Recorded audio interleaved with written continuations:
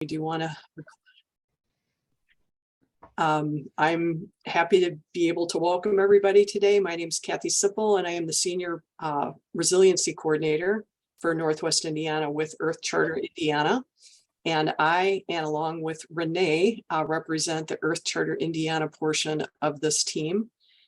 We are, again, both resiliency coordinators. We work mainly with citizen initiatives, and our partner, NERPC, is the one who is holding the space, obviously, to convene this meeting, and they have provided oversight for David Clifford, our climate fellow from IU, and also provide technical expertise. So that's kind of the team who's convened this, and a lot of you have been here throughout this process. For those of you who don't know, or for those of you who are listening to this recording later, just want to briefly take you through our process. We did a regional greenhouse gas inventory, again, in conjunction with IU's Environmental Resilience Institute. That was done last year. And we did all three counties, Lake, Porter, and LaPorte counties, and many, many cities, too many to mention from memory in each of those. We chose to have our baseline year as 2019. Did I get that right, guys? Or was it 2017? 2017. Thank you. 17. Okay. Thank you. And we did that in part because Michigan City and Gary had already done their greenhouse gas inventories on that same baseline year. So the idea is we will now update that baseline inventory every few years and hopefully do that in conjunction with NERPC's transportation reporting that they need to do. And we still have people beeping in, so really great to see more and more people join. In any case, what we are doing, just to recap our strategy for this, we are the first regional climate plan ever done in Indiana. So there wasn't really much of a blueprint to work on. There weren't a whole lot of models available even across the country when we started this journey. So we have put together ideas based on other parts of the country's regional models, and IU has helped us an awful lot too. What we're not equipped to do at the end of this is tell individual cities or even counties what they should do, but rather we're developing a regional framework where we are trying to come up with the best case, how do I want to say, science-based targets that are recommended for us as a region and for each individual city, and also the best strategies that they are likely to use to get to that science-based target with their unique look. So anyway, Kathy Luther can probably explain that a little bit better than I'm doing. I'm a little tongue-tied, but we just wanted to bring you a little bit up to speed. For those of you who that is new and you're not sure where to go, when we have a breakout after our main presentation, you might just want to stay in the main room with me, and we can go deeper into any of these methodologies or any general questions that you have about how to get involved or anything that you've heard to date. For those of you who are deeper into this or have been, more involved throughout, we're going to have a breakout group, 2 different breakout groups after the main presentation, and you'll get a choice of whether you want to give input or you have questions or curiosities around the technical aspects of what we're doing. And what we're going to be focusing on today are the reduction strategies themselves. Or if you're somebody that's concerned about, how does this strategy affect communities of color or people that are perhaps going to be unduly burdened with some aspect of a reduction strategy that we haven't thought about. We've asked the whole time, who else should be here? Who needs to know this? Who do we need to hear from? If you are somebody that is in an affected community, or you can represent a perspective or just have questions around that, we invite you to join the breakout room that is going to be looking at this information through that lens. So Kathy Luther and David Clifford, our climate fellow, will be in one room with the technical, and Jen Birchfield and Renee will be in the other room and be looking at the EJ input. So hopefully that makes sense. Again, if you don't know where to go, just stay in the main room and I will help you get to where you need to go. And I just want to say too, we're doing these breakout rooms in part because we really want to hear from more people. We don't want this to be us talking at you. It is a little bit hard to have everybody talking during, these bigger groups in the main session. But if you have questions, go ahead and please put them in chat. And if you have a really burning question that just can't wait until the breakout room that doesn't belong in one of those 2 areas, we can perhaps include your session in the main group if it seems to make sense. So please put it in chat first, and then we'll weave it in as we see fit, and again, according to timing. So hopefully that makes sense.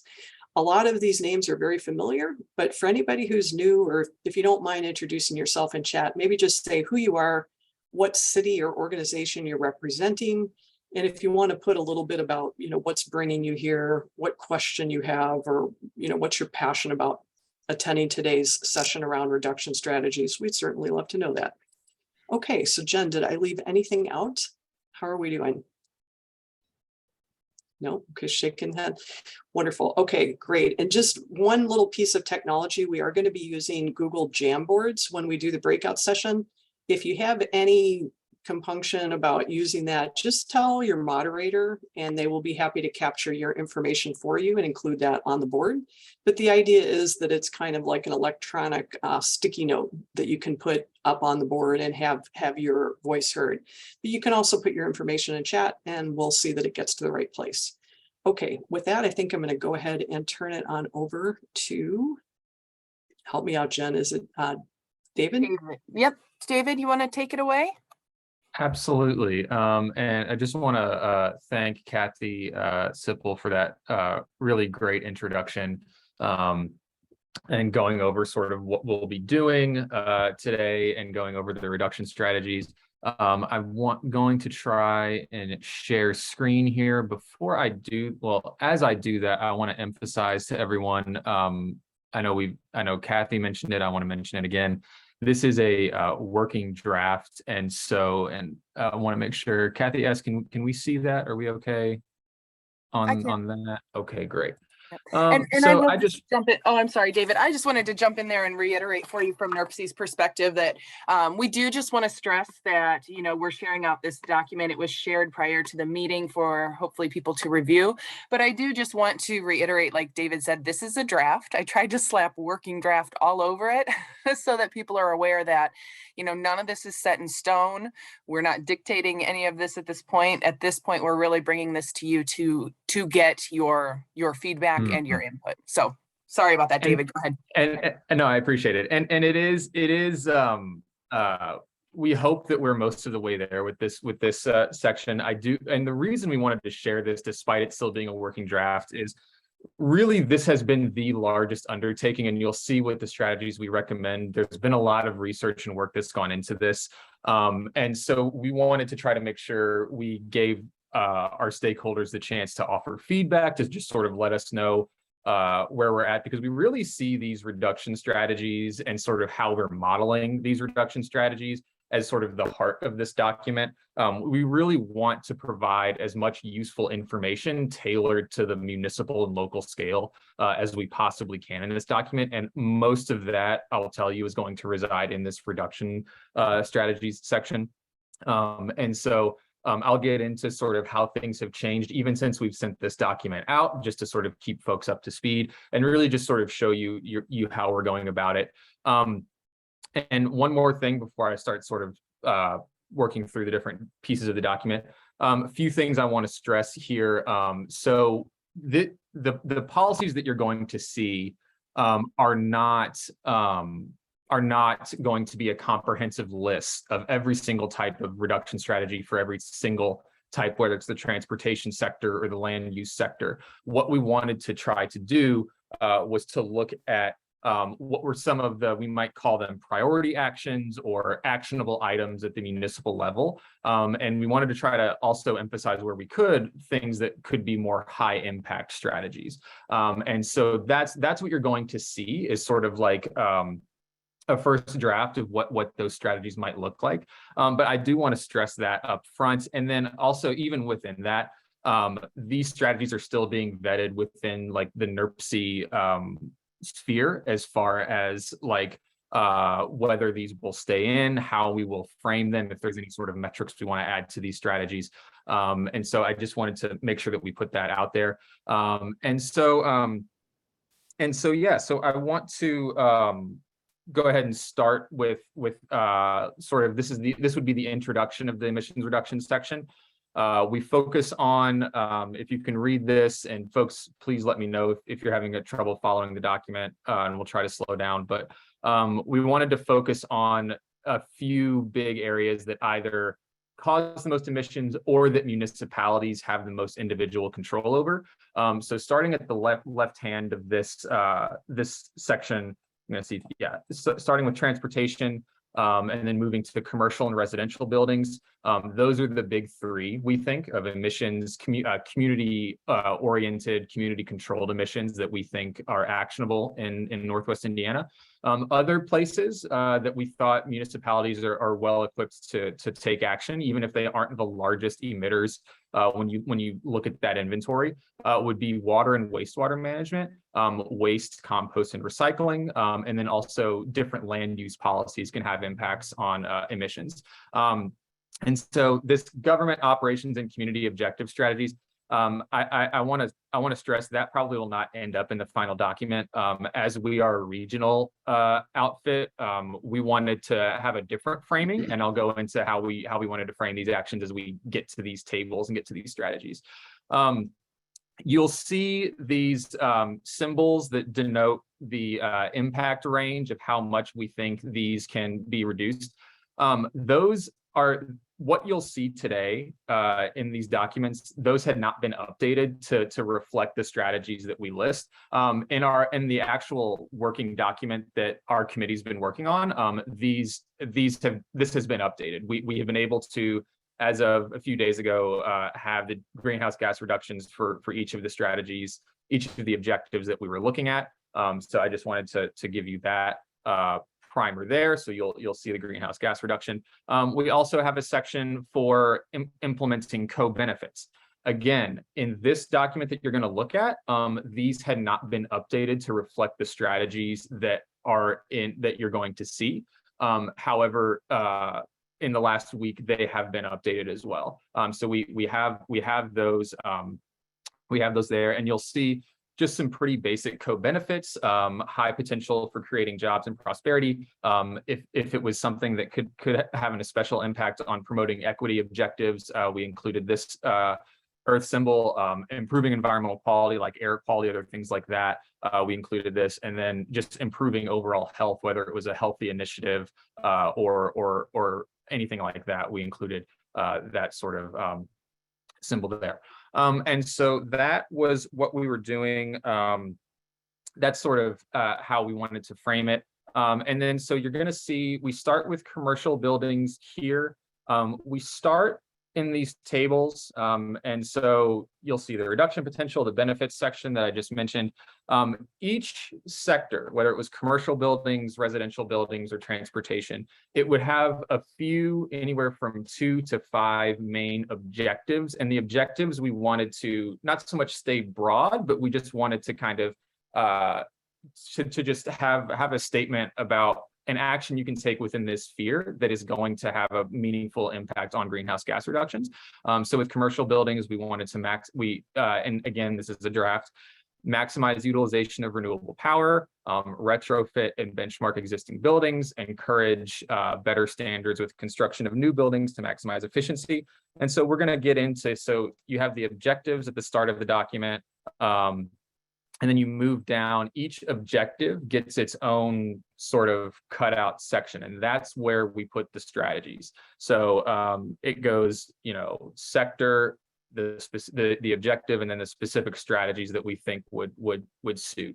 And so here, pretty basic. Well, I say pretty basic, but pretty straightforward. We think strategies that we think would be beneficial in the commercial building sector. Increasing commercial solar photovoltaic, increasing commercial solar thermal, establishing PACE financial programs, energy performance contracts, commercial heat pumps, green business engagement. You may have noticed this local government role section here, and I want to try to bring this in, and I know we're throwing a lot of information out here, so in the breakout rooms, if you have more questions about this, feel free. But we, as the regional outfit that Kathy Sipple had mentioned, we are more in sort of a support role, you could think of it, for our municipalities in our region. And so how can we provide the most useful service to our municipalities? We had looked at other regional scale across the country climate action plans. And something that a lot of regional entities liked to do was to frame specific strategies within and sort of frame how the municipality or how the local government can take action. And so you'll see encourage is listed here. There are going to be 3 categories that we label the local government role. So you can lead. That would be like the local community taking action. I'm looking at the energy performance contract here. So the municipality itself could demonstrate, low carbon operations within their own operations and choices. They could encourage action within their community. And so this can be with investments and incentivizes and with behaviors. And then I want to see if I can find it here. I don't know that we'll see it, but the 3rd category within the 3 would be a strategy called enact. And so that would be the municipality passing legislation to a specific effect within its jurisdiction. So those are sort of the 3 tiers of involvement that we have here. And what we tried to do within that 3-pronged way of government involvement, we wanted to try to offer an example of the policy being implemented in a specific area. And so you'll see that a lot in this document. And then you will also see we tried to frame the government role with like as specific and actionable a recommendation as we can within the local government role. So you see increased commercial solar photovoltaic. A way you could do that would be encouraging action within the business community in your jurisdiction by offering low interest loans for panel purchase, organizing group buying programs with local businesses and commercial developers. And so there have been programs like that put out in Santa Barbara, California, other places like that. And so that's sort of how we're looking at each of these individual reduction strategies. David, can I say something real quick? So one of the things that we're looking for input from you guys on are, and this is part of why it's a working document. Like I know that PACE is not, I do not believe PACE is currently allowable in Indiana. So this might be something to look at. Why is it not? What are the reasons? And maybe it's more of a, goes to a legislative agenda. And so like things like that, if you see a practice and oh, we can't do it here, or there's strong disincentives to do it here, that's a kind of input. And I am double checking that. My solar expertise is a few years old, but and we're going to run it by some specific sector folks. But if you see things on this list that that's the kind of feedback we're looking for. So we don't, where does it go? Does it go to legislative issues? Does it go to action? That maybe that's even, I think encourage is still would be legislative. It's just who are we encouraging? So that's the kind of thing we're hoping people will notice. So you might have to look at them carefully. People on the list, on the group. Sure. And no, thank you for that, Kathy L. And I recognize we can go through, there's another 20 pages of these sorts of recommendations. And so really for the last, I know I remembered for anyone that was in our August meeting, we had talked about sort of what were our plans in the fall. And our biggest plan was we wanted to try to get as many reduction strategies that we thought were scalable for the municipal level into this document, and we wanted to have them researched. We wanted to have examples and ways municipalities could act. And so what you're going to see here is just sort of what we've been working on here to try and present those strategies. Again, not a comprehensive list. Again, this still is going to be vetted by NERC finally before anything would be published. But these are that's what we're sort of doing here. Sort of the reduction strategy, the level of involvement the local government's going to take, and then the examples. So that would be one objective for commercial buildings. The other one, and this one would just have a few strategies along with it, but existing buildings, retro commissioning, There were 3 levels you could lead, and there were 3 levels we noticed within retro commissioning examples we saw of local governments taking action. And so we have all 3 included here. Benchmarking for buildings, another policy we saw a lot of municipalities taking advantage of. And so we have all 3 levels were reflected here of involvement that the government could take, examples for each of those levels of involvement as well. And then improving training and enforcement of energy codes. Again, so these are sort of the priority or sort of the prominent strategies we saw in a lot of similar governments taking these sorts of actions within their existing buildings. New buildings, new commercial buildings, adopting strong building codes, stretching your building code, and then green building standards, sort of similar, but just we wanted to call it out specifically, having green building standards. And so again, what you're looking at here, and I know it's a little cramped, it's a lot of information to pack into some tables in some places, but all three levels of leading, encouraging, or just enacting policy are included here, and we wanted to make sure we gave specific examples of cities taking action. And so that would be covering broadly the commercial building industry. We moved to residential buildings. Similar sorts of goals here, but we wanted to call out a few different things that we thought could be labeled as objectives. Increasing residential solar photovoltaic, that's a major goal. And so retrofitting, again, working document here. And then residential energy education programs, which can be surprisingly quite effective at reducing use. So within residential solar photovoltaic, there's lots of different policies, a few that we wanted to make sure we mentioned, and we're very likely to be adding to this list here. Getting Sol Smart certification, we know that is at Gary, Indiana, and we even included them in there. And then Michigan City, a great way to try to capitalize on solar installations. Passing code for solar ready roofs was another policy we wanted to implement here. But again, a big way to decrease carbon output from residential buildings there. And then another massive one would be efficiency upgrades for existing residential housing stock. And so weatherization programs, a few examples of action there. LED light bulb giveaways. Residential heat pumps was another strategy we saw a lot of communities taking action on.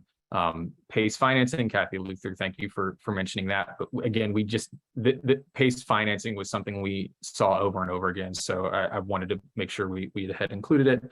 And then a policy like property tax abatement with residential energy efficiency programs. These sorts of financial incentives trying to increase residential home efficiency. And then a few strategies around residential energy and education and organizing. We wanted to list a few here. Just an actual education program which municipalities could engage in. Home energy disclosure programs, another really effective way to sort of clearly make sure that residents know what their energy profile is and take steps to improve it. We included within here sort of organizing, so local green power purchase, if that was an option your community wanted to take on. That was another strategy we saw come up a lot in our research for ways residential communities can abate their emissions. Okay, so transportation and development was another major section here. So this is going to cover a lot of ways to reduce vehicle miles traveled, to make vehicle miles traveled more efficient. So with electric vehicles, and then also prioritizing certain types of development that we know reduce vehicle miles traveled and promote healthier lifestyles and reduce fuel exhaust. So adapting to promote electric vehicles, create better electric vehicle infrastructure, collaborate to expand regional transit, prioritizing transit-oriented development in your community, promoting compact development with walkable communities, and then increasing bike infrastructure. So quite a lot going on in this section here. EV promotion. So what you'll notice here is that we pulled out electric vehicle promotion. There's so much that municipalities can do that we wanted to give each level of involvement its own section and just give examples where we could. That's a big section that any city can and should be taking on. Green vehicle fleet purchasing, another main thing, a huge thing that municipalities can take action on as well. Expanding regional transit, and so I do, in the interest of time, I do want to try to. We may not have a chance to go over every single strategy. Kathy Sipple, how am I doing on time? I'm on full screen, so I'm not totally sure where you're doing great. You're doing just fine. Okay, good deal.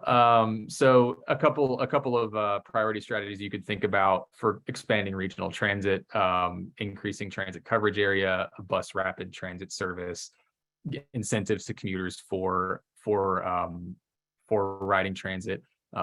Where you'll see this later on in the document, but this is something that Kathy Luther and I are going to be working closely on, is that how transit strategies that are within NERC's onto 2040 plan and other aspects can be directly implemented into this plan.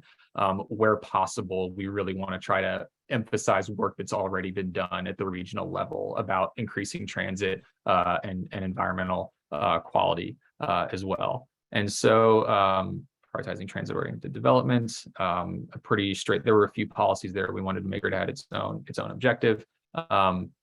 Promoting compact development, there was a lot that you could do here at the local level that really can have an impact on emissions. So allowing for accessory dwelling units, reducing minimum on-site parking, prioritizing infill development, updating zoning, engaging in complete streets programs and getting walk-friendly designations just to promote other methods of transit besides cars. Is a major policy that can be done at the local level. And then increasing bike infrastructure, a similar in the same vein as increasing walkability. There's a lot of policies there at the local level that can be undertaken, and so we have them here as well. And again, trying to show as many examples as we can of local action other places. So now we get into waste, compost, and recycling. The reason that this typically is getting included and why we're including is that, and I say typically, but local municipalities tend to have more direct control over waste and wastewater programs. And so we wanted to make sure that these sorts of actions, should you want to undertake them, can be included. And so encouraging reuse of materials. Again, I mentioned it a minute ago, but we wanted to include the NERC onto 2040 goal for recycling. Where possible, we want to try to include as much action that's already been done within this plan. We don't want to reinvent the wheel here. And again, several different policies that can increase the recycling rate is sort of what we're thinking along those lines. Encouraging composting. I know in previous meetings, folks have wanted to emphasize the potential of composting programs.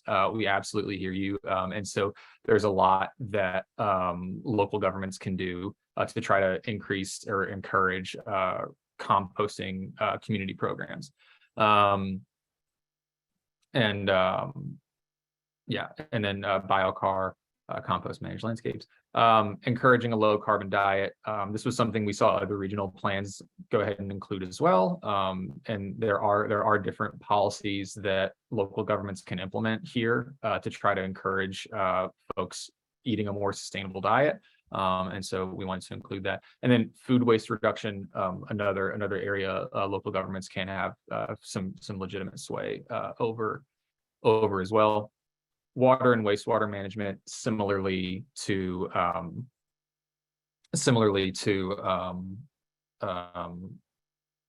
waste and composting and recycling. We wanted to decrease energy intensity of water delivery and treatment. There's a few policies. The SWIFT wastewater program was one that we saw cities using over and over again. So we had included that.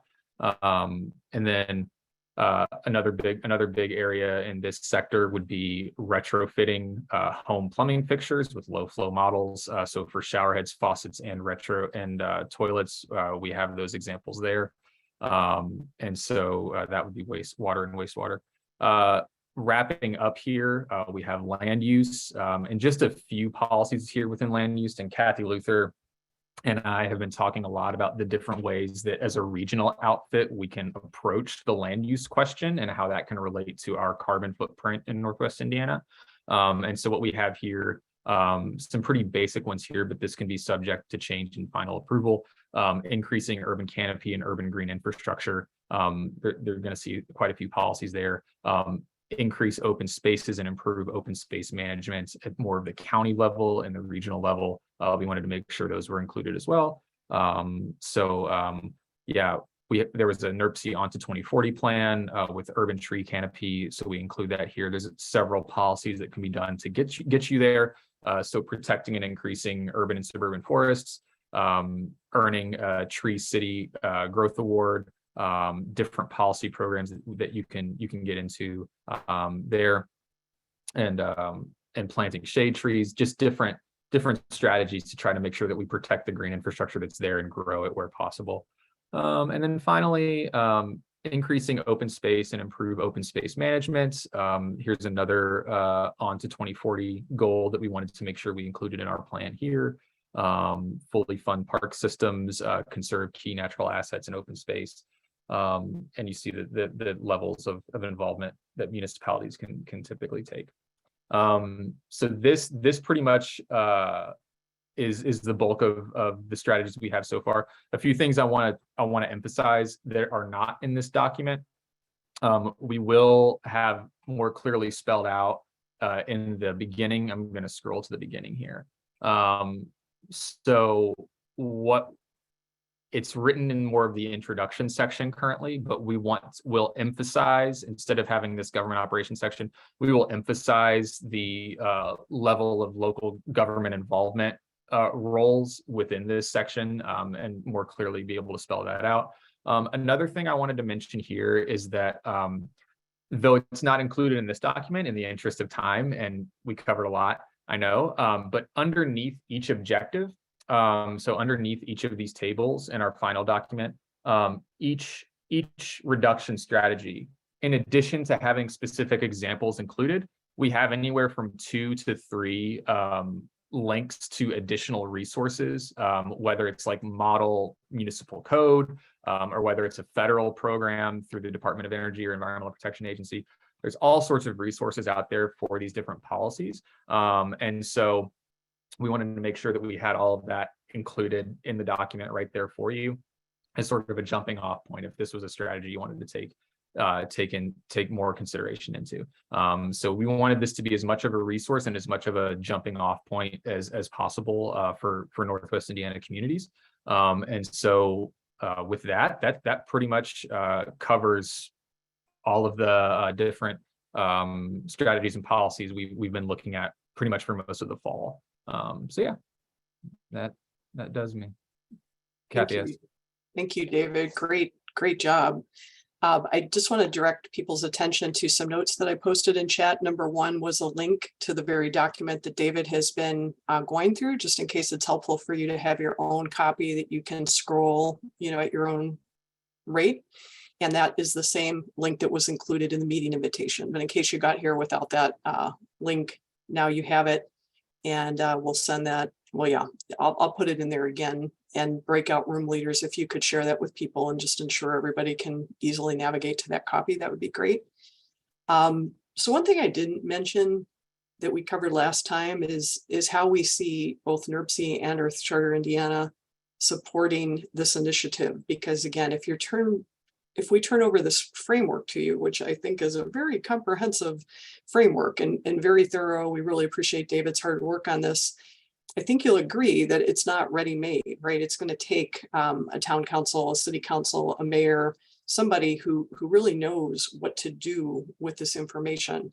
So however you're showing up today in whatever capacity, please ask yourself, when I'm, sitting with this finished document in my hands, how prepared are we to enact this? What's needed? Do we have a sustainability commission like Michigan City, or do we have, a citizens council that can advise a mayor? If you need help with that, Earth Charter Indiana is kind of working with people to get organized and to do that community engagement assessment. While NERC next year, we see their role as being, the technical advisor. So if you're all set and you know which strategies you want to do, it's just a matter of choosing the priorities and getting to that right number, getting the data for transportation. That's what they're going to be able to do. So maybe just keep that lens in mind as we go through too. Yes, Kathy. I was just going to mention that I need to figure out the funding exactly, but I've learned that we can have a regional membership in ICLEI and basically a regional subscription to ClearPath, which will enable us to own and host everyone's inventory that we did, and then we can play around with the predictions and control strategies.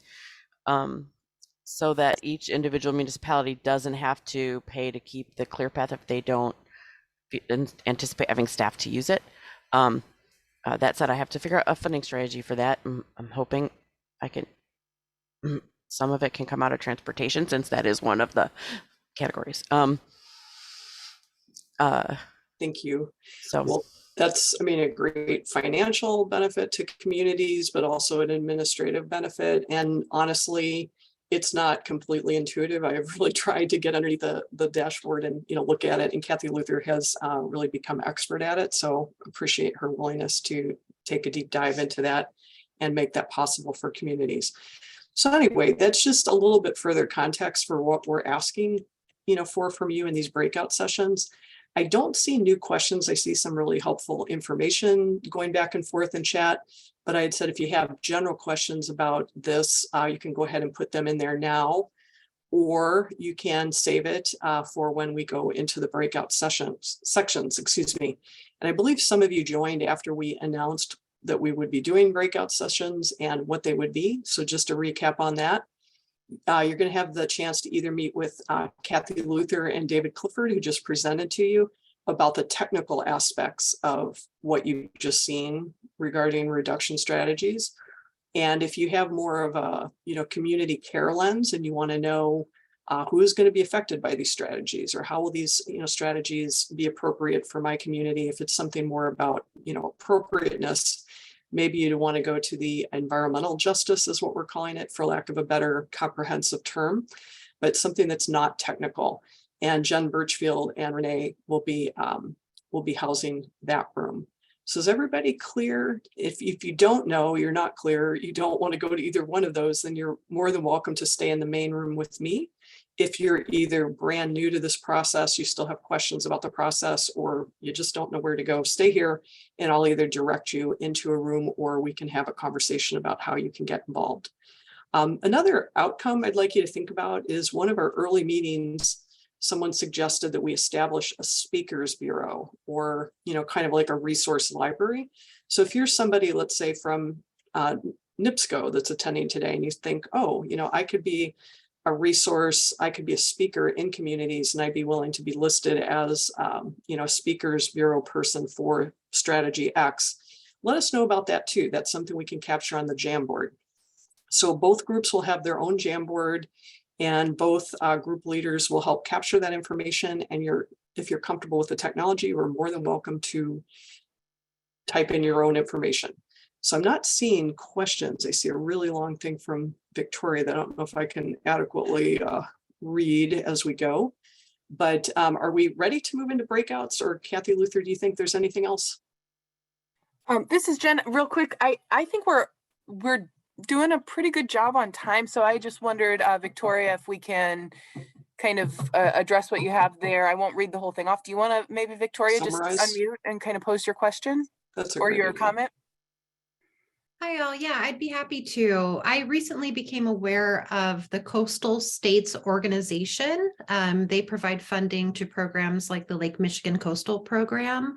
And in their newsletter, which is rich in resources, there was an announcement about the EPA seeking input on the Inflation Reduction Act programs that will focus on climate change, health, and environmental justice. This is very, very new, but it's an avalanche of funding that's coming through the federal pipeline. And just wanted to raise awareness about that with the group, so folks are in tune. And if you would like to sign up for the Coastal Services Organization newsletter, I can drop a link in the chat. I'm afraid I don't have any more information than that to share, other than what I saw in this newsletter and the link. And those will also be shared out in the Urban Waters newsletters. Just wanted to raise awareness of it. Thank you. And again, that's part of us being a resource compendium of all of the information, the speakers, the grants, the opportunities. That's what we're hoping to do, and that let individual communities make their choices of what makes sense for them. So thank you very much, Victoria. Jen, did you have anything else before we do our breakouts? Okay. I'm going to go ahead and open the breakout rooms then, and just choose your own adventure. And if you don't know where to go, again, you're welcome to stay here with me. So hopefully people know how to do that. If not, stick with me and I'll help you get to wherever you need to go. So the rooms are, should be labeled. Jen, do you see where you're going? There's a technical room, and then there's a, yeah, EJ, great.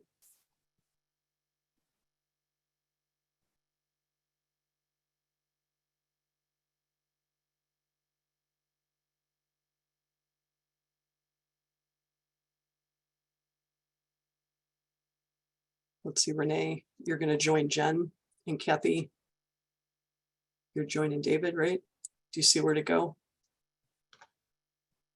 I don't, Kathy, I don't see where I click to join a breakout room. Okay, let me tell, I can assign you. Connie, where would you like to go? The Environmental Justice Group. Okay, great.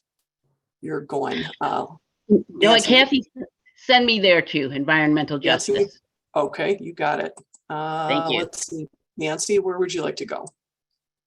Technical. Technical, okay, wonderful. Thank you. I'll get you there. Renee, I'm gonna shoot you over to join Jen. Let's see. Kathy, send me to, it's Carl, send me to the Environmental Justice, please. Okay, thank you. Anybody else not know where they want to go? If you came in late, you're not sure. If you could send me to technical, that'd be great. Technical, thanks. All right. And you are, again, welcome to stay here. If you don't know where to go, I'm kind of trying to help people. Thanks, Kay. Okay, you have a 2 meeting, EJ. Great. Thank you for being here. Kathy, I'm not sure where to go. I can hang with you. Okay. Always welcome, Barb. Yeah, I'll catch you up. And for anybody who's still in the room, if you want to unmute and just tell me, what you're looking for, I can get you to the right room. But what we're doing here in this main room is just kind of bringing people up to speed if they're a bit new to this process and they're like, whoa, what did I sign up for here? I don't know what happened to lead to this meeting today, because I think this is our 5th public input meeting. We've been calling it a working meeting. Yes, I will send you, if you want me to send you somewhere and just put in chat, let me know and I can do that.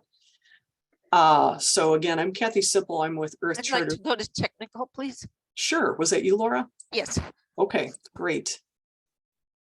And let's see, Deborah, are you wanting to stay here or do you want to go somewhere else? If I could speak, if I could a couple minutes with you, that would be great. Okay, great. Can you tell me what your background is, or what, where, or are you from an organization or a citizen? I am East Chicago Planning and Economic Development Department. Wonderful. Thank you I've for kind of taken over since Doug has left, and so this is probably, you said the 5th time that you guys are meeting, and I'm like, oh, it's my first. Well, that's okay. Again, one thing that we can do is point you in the direction where you can find all of, the past playlist and minutes and all of that jazz. I mean, it's a lot to maybe sit through and catch yourself up. But if Right. this is going to be really pertinent to your, to your role, it might be time well spent. But, otherwise, consider me your climate concierge, and I'll catch you up to the best of my ability, Right. because I have been kind of here, from the beginning. So, yeah, do you have any questions just off the top of your head? I guess just where would I have like 10 minutes before another Okay. meeting? Do you think I Okay. should go technical or environmental?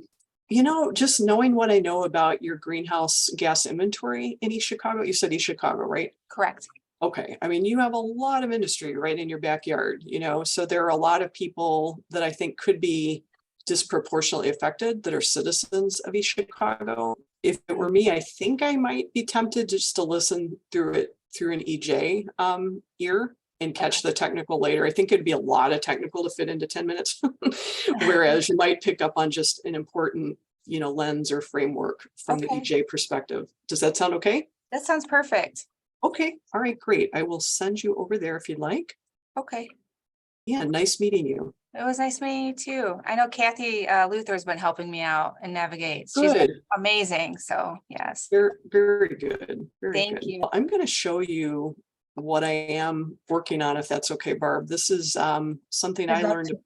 Okay, I learned about from somebody who lives in our region, who goes back and forth, I think, between Evanston, Illinois. She told me about this certification that you can get that's for a community through the National Wildlife Federation. Oh, So a community, because I have one for my yard. But I do too. I do too. So I had gotten it for my yard, but I had no idea that you could, get this for a community. So since Okay. we did the greenhouse gas emissions inventory as a region, we're doing this, climate plan framework as a region. I just thought, well, what's and they've never done like 3-4 counties. I let Stark County kind of edge into because there were some people interested in it from down there. But so I had a meeting with the National Wildlife Federation just yesterday about this and talking through, questions and options and all this. But you can see this dashboard that I'm showing on screen right now. Is that right? Uh-huh. Okay, so the good news is for us to be certified as a region, we need to get 750 points. I, having done nothing so far, as the project manager on this, besides just paying a registration fee, have kind of inherited all of this data.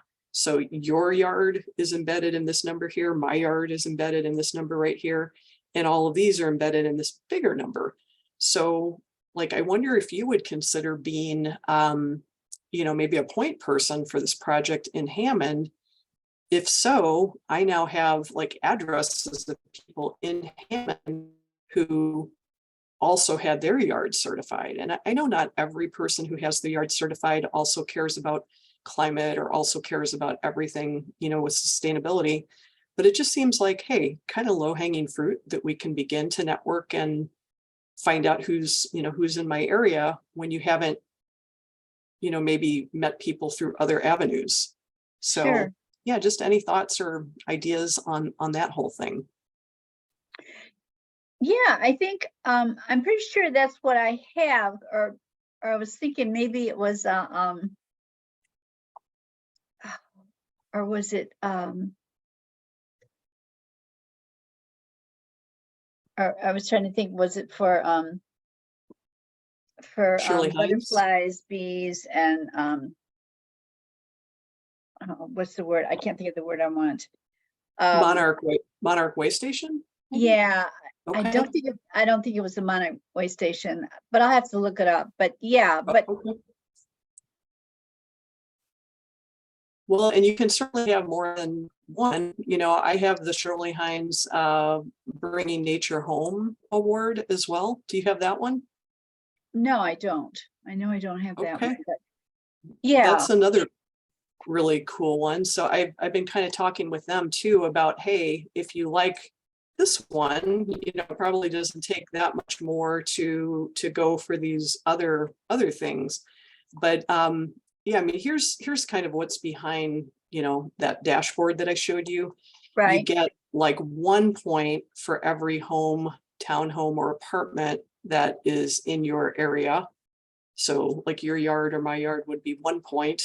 If there's a public park or an HOA common area, business, place of worship, farm, university, or municipal building, that's worth 3 points. A school certified as an NWF schoolyard habitat or a nature center is 5 points. So again, you can see that we're at the 750 point level. So, you could, depending on the base that's already in Hammond, I don't want to open the spreadsheet up with names and addresses on it since this is being recorded. Right. That might be an Sure. invasion of privacy. But privately, I would certainly be happy to share that with you. You could look at what Hammond has right now. I think Hammond's population isn't close to 80,000, or is it more than that? I think it's around that. Yeah. On that? I'm not Okay. sure right now, but yeah. So, wow. I mean, Hammond, you're like a big part of our numbers right there. So yeah, Right. I mean, to get Hammond certified, that would actually be like 300 points. That's kind of a lot. But, Hammond doesn't have to get it individually to still share in, that regional accolades. Hammond would be a really important part on the way to 750. But, as much as an individual community wanted to actually be a part of this effort, or if it just helps you meet some more people with a common interest, I think, that might be kind of interesting. Now it's winter, so visiting our gardens isn't quite so relevant, but I loved what the Highland Neighbors for Sustainability were doing with their, local garden walks. Mhm. Did you ever go on any of those? Yes. Yes. Okay.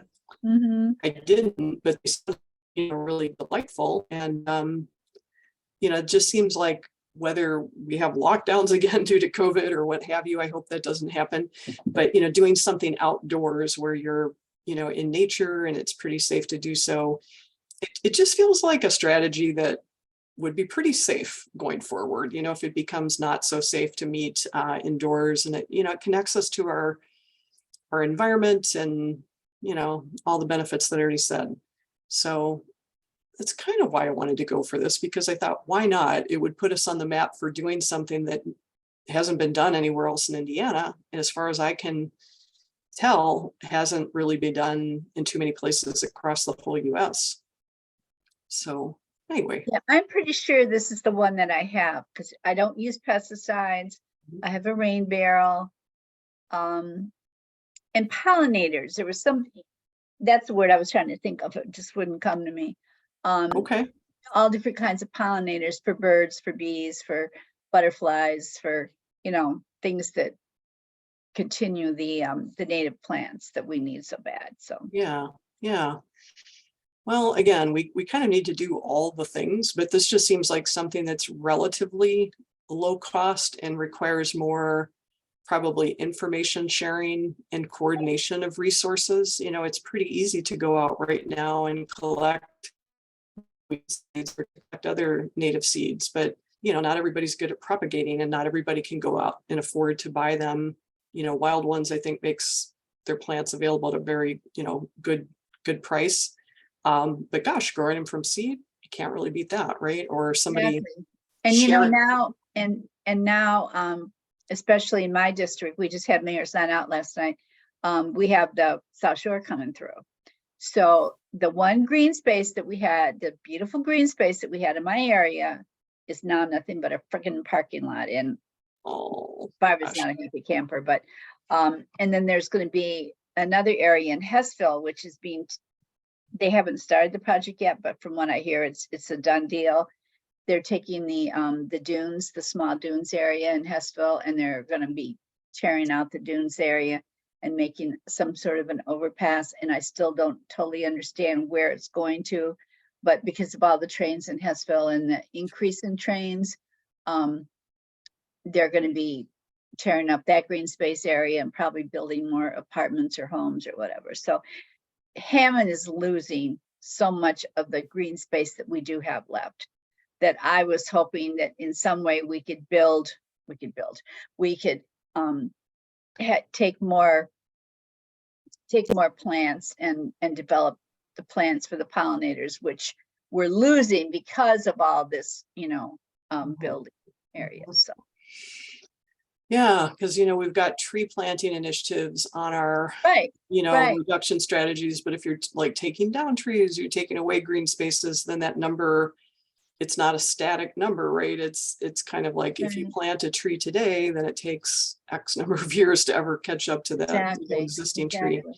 So yeah, I think it's going to take some cooperation, some framework, some learning to get these practices into place. But if you're not looking at it, you're very unlikely to ever hit that goal. Well, and you think about climate change. I mean, we're looking at the maps. I think earlier in this time that we looked at the maps, the increase in the temperature, and trees take care of that. And so we're cutting down these trees, and it's increasing the temperatures that those baby trees can't quite take care of. So. Yeah, that's true.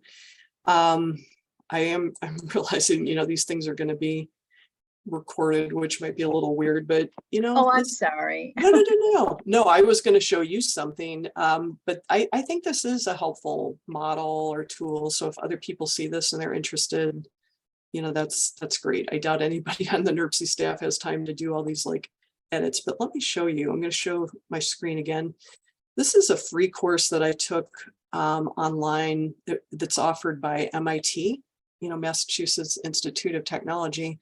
Yes. And it's this climate interactive, they call En-ROADS, Tools for a Thriving Future. And it's this simulator that shows you, if you tweak this input, here's the effect that it has on, average temperatures over time. And so many things you just think, oh, well, wouldn't that do it if we just did, switch over 100% to renewables? Well, if you haven't addressed the tree thing, here's afforestation over here and, deforestation. They're kind of like two sides of one coin, but you've got to do a lot more with afforestation, or I guess I think that's the same as reforestation, planting trees versus deforestation. But I just really like this, that you can sit down very reasonably with somebody that might be a little bit, nerdy or not, such a tree hugger, and just go, okay, let's play that out. Let's see what happens, to temperatures when we, it's very unlikely at this point in the game that there's just a silver bullet. What I've heard is it's going to be more like golden buckshot. I might make that quote wrong a little bit. It's like we need to do so many things, but there is a ticking clock, and all of the different factors go together. But I did not end up getting certified on this. It's free to do so. So if anybody's watching this and thinks it would be, cool to learn it, I think it's a pretty neat thing for people in the community to be trained on, that they can serve as, a resource either within your community or just with the magic of Zoom. You could do it in so many places. But yeah, they've got a bunch of people who just want to get certified and they want to do presentations. I think they need to do it like 4 presentations to the public in order to get their certification, something like that. So just En-ROADS, it's it's free. They've got this En-ROADS training, or En-ROADS ambassador, I think they call it. You can join a community of climate leaders and get skilled in, leading actual presentations versus me just doing an infomercial for it. But I thought it was pretty cool. Yeah. It's just so fact-based, and you can just lead a conversation. You don't need to argue about it. You can just show people the nuts and bolts, Well, it's like electric cars. People think electric cars are so great, but when you look into it, and then you have to get those metals, and then where are the metals found? They're found on Native American reservations. I mean, these people have been through enough. I mean, we've taken everything from them. So then you're going to go and you're going to destroy what land they have left to get the metals to make these batteries. And these batteries are so expensive. And then when they're gone, they're gone. And then you have to buy, it's just like, this is not the answer, folks. It's just one thing leads to another. It's Yeah. insane. It's really insane. Peeling back the onion for sure. It's Exactly. going to be about choices and cooperation. And that's right. I really like science-based targets. It's wonderful to have the science. But I think like the way that we approach this issue is going to just require new types of conversations, new types of thinking. And so I'm really, really happy that NERPC has, agreed to hold the space for that technical, because honestly, I couldn't do what they're doing. I do not have that, access. I don't have that skill set, but I also really love that they have seen that, what I do and what Renee can bring is Exactly. also vital, so really working Absolutely. together, I think it's a new model of how we're going to get this work done. It's the what we do, but also the how we do it. And it's Like, working together and respecting one another's, areas of expertise. Yeah. That makes the world go round. It's not just And one or the other, it's working together. Absolutely. yeah, and having breakout rooms, where Mm-hmm. more people's voices are heard and more people can contribute information. There's a lot of collective wisdom that can be harvested. But if you go to a big meeting on Zoom with 25, 30 people or more, you're never really going to know who's there, record what they know. So we're trying a lot of things, thus the breakout rooms, thus the Jamboard, and this kind of thing. So we're excellent. We're mixing it up. You sure are. What a great idea. Yeah. Now, were you in the room when I said before that we're about 99% locked in on a date of hosting Climate Leadership Summit 8 No, next no, year? I was not. No, I was not. Okay. Well, I think it's safe enough to share by now, but Earth Charter Indiana, they host an annual Climate Leadership Summit, and it's never been in Northwest Indiana. The closest that it's been was Goshen, Indiana in 2019. And that was the year when Connie came. I think the Walters both came, Jack and Nancy, and Barry, I think, came. Halgrimson. I know he's moved Yes, I out of the think you area. did. Yes. Yeah, and Joe Kahn, Ethel, remember Ethel? There were other people, and I'm sorry. Oh, Nancy Moldenauer was actually presenting there. She and Steve Perkins from Michigan City presented on the how and the why behind, Michigan City establishing a sustainability commission.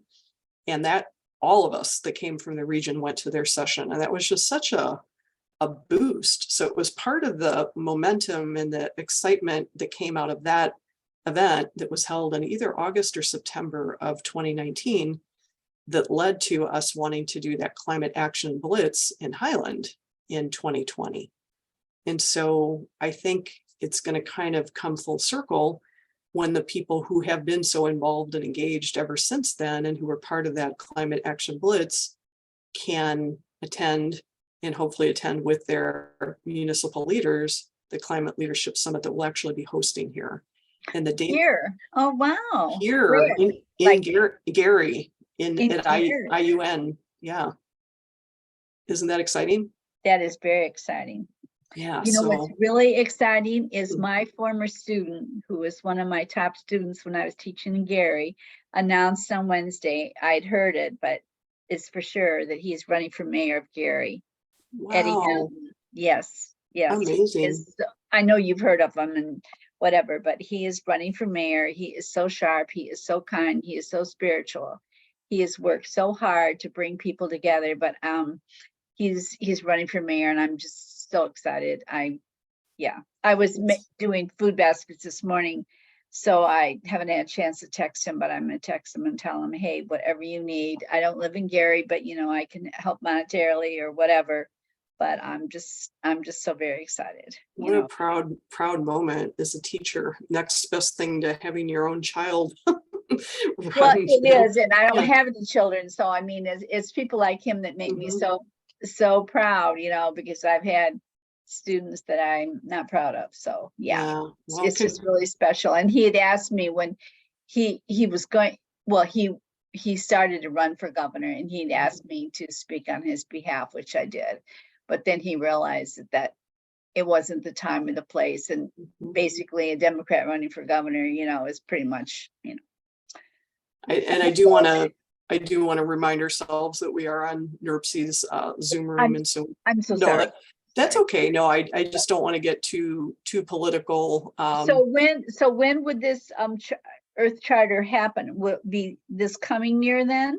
Yeah, I mean, the date that we tentatively have locked up is Friday, September 8th. And so I'm going to go over there and do a site visit with the rooms that they're reserving for us. And I think it'll work out perfectly because I've, been to the Savannah Center before. I feel like I know what it, is like, but just going there with this intention and this lens, it'll be slightly different. But yeah, so I'm really looking forward to it. We're going to then ask people to hopefully invite their mayors, invite their, city and county council people to come to this, because it'll just be a great way for them to understand, this work that we've been doing, if it hasn't been on their radar, and, understand why, regardless of party lines. Like, climate really shouldn't be a divisive thing across parties. And that's what I meant. He's right there. He is definitely about, And I think, whatever way that people come into it, it's, it is a fiscally smart investment in a lot of ways, I think, because if you don't address it, you have, flooding, you have all manner of things that are going to be much more expensive without the proper infrastructure and attention, put on it.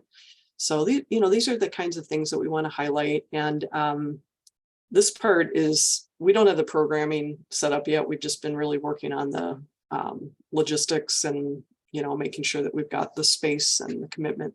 But it sounds very good. So I don't really mind this being part of the recording. It'll be better to share when we actually have, a contract and the locked in date and that kind of thing. But also because it's not in a certain city, typically we ask one mayor, to kind of be our host or a representative from the region.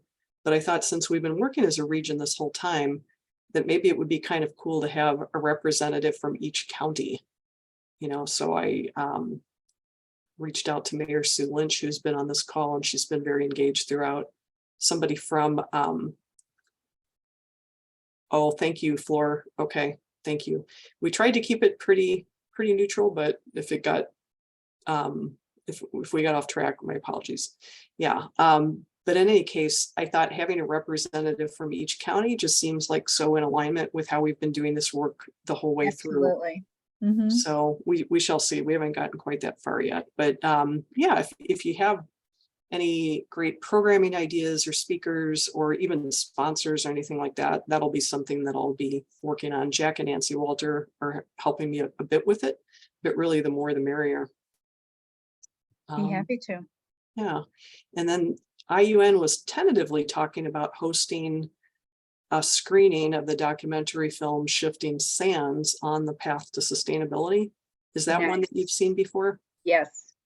Yeah, Yes. so I think that would be really cool. They were interested in doing that kind of on their own, and the filmmakers are, right here from the region for the most part. So if they were able to join and help kick things off, I just think that would be a tremendous event. So very, very excited about that. Yeah. Great. And I realized I did not tell people when they were coming back. Right. I wondered about that.